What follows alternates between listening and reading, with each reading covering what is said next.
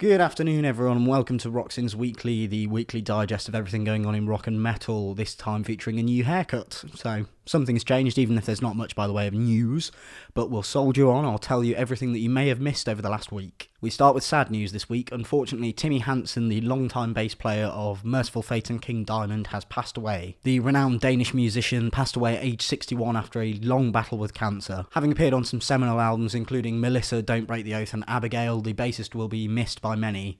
King Diamond said in a statement, "I feel so sad for his entire family. You have my absolute deepest sympathy. Rest in peace, my dear friend." There's not much more to say on this. It's a great shame. It's always sad when we lose a renowned musician, regardless of if they're renowned or not. It's always sad to lose someone, and we can only hope that his family and friends can find peace in the fact that he was beloved by so many. On a slightly lighter note, there has been another reformation as of last week. Unfortunately, it happened after the show had been recorded last time, so we're a little bit slow on the uptake here, but we were waiting until all the details had been fully announced, so it's with great pleasure that I can say that Rage Against the Machine are back again. This is the third reformation in as many years for the four-piece who trade on sloganeering and incendiary lyricism. Their fusion of rap and rock music, DJ effects and scratches and Tom Morello's guitar work was revolutionary in the 1990s, and it's fair to say that their influence is still felt today in bands like Stray from the Path. The band have currently only announced 5 dates in the US, one of which being their headlining appearance at the Coachella Festival.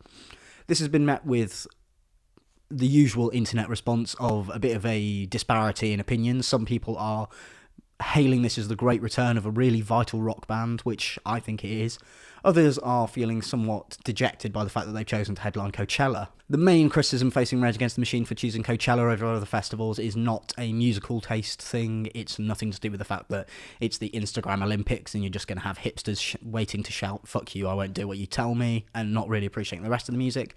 No, it's because Coachella's owner, or at least the owner of the land, Philip Anschutz, was found last year to have donated $190,000 to pro-gun and anti-LGBT charities. Seems like something of a disparity between Rage Against the Machine's politics and his, but they've chosen to play the festival, and maybe they'll end up doing what they did at Lollapalooza 1993 and actually do a protest performance. Whether they're going to play around the rest of the world remains to be seen. We can only hope. We'll certainly be updating you as soon as it happens. On more festival news, there's been an announcement for the best festival in the world, trademark, ArcTanGent, the UK's premiere, mathcore, oddity, off-kilter, who knows what it is really. It's just a great festival that does all the weird and interesting things you want in heavy music. This year's first Arc stage headliners will be Opeth, and they will be joined by the likes of Amen Ra, Isan, Earthtone 9, a whole host of Holy Raw bands, including Rollo Tomasi performing both Time Will Die and Love Will Bury It and Grievances in full as 2 separate performances. The full lineup reads: Opeth, Amen Ra, Tesseract, Isan, This Will Destroy You, Perturbator, Rollo Tomasi, Earthtone 9,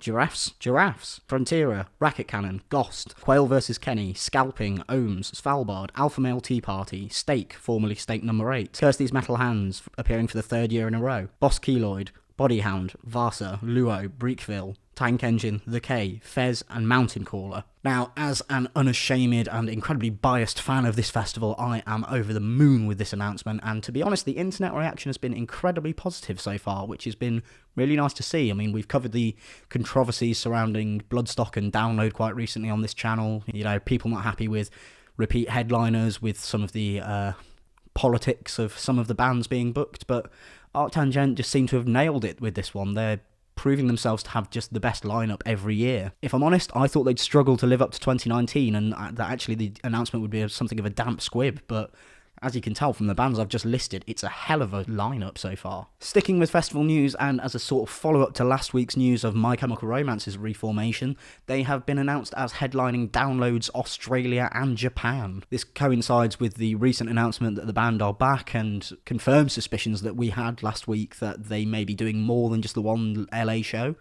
It's incredibly exciting to hear. Who knows whether they may come to Europe at some point. Personally, I don't think they should do a festival, if I'm being totally honest. Think about the reaction they had last time they headlined Download. They were bottled almost off stage by a incredibly incited and full of ire crowd. Reading Festival don't care about rock music anymore, and you can't blame them because they're a mainstream festival. They should be going with what's popular. You know, they're going to book Billie Eilish or someone. They're not going to care about My Chemical Romance.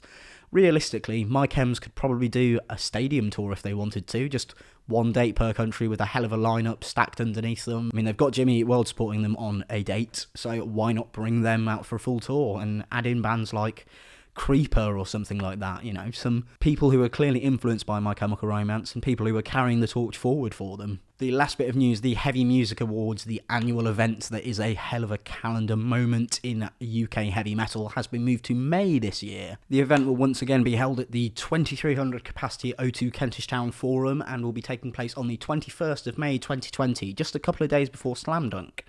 So we can assume that there might be some special guest performances of bands who are making their way over to the UK for the Slam Dunk Festival. Hopefully we'll get something very exciting there.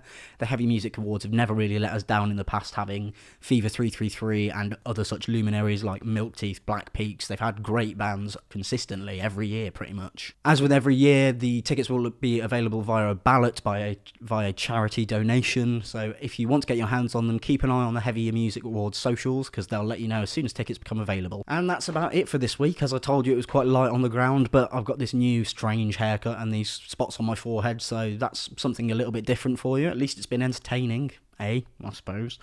If you enjoyed this, feel free to give us a like, feel free to subscribe. While you're here, I will ask you to go and check out the Roxins website. We've had all sorts of brilliant reviews and interviews and galleries going up recently. In particular, I'd like to shout out my review of the Shamash album. If you haven't heard it, you are missing out. It's one of the best extreme releases of the year. There will be plenty more going up on Roxins, so keep your eyes peeled. There's a link to it in the description below. And if you want to know more about everything that's going on in the worlds of rock and metal, either check out that website or come back and see me next week. And until then, I shall bid you farewell.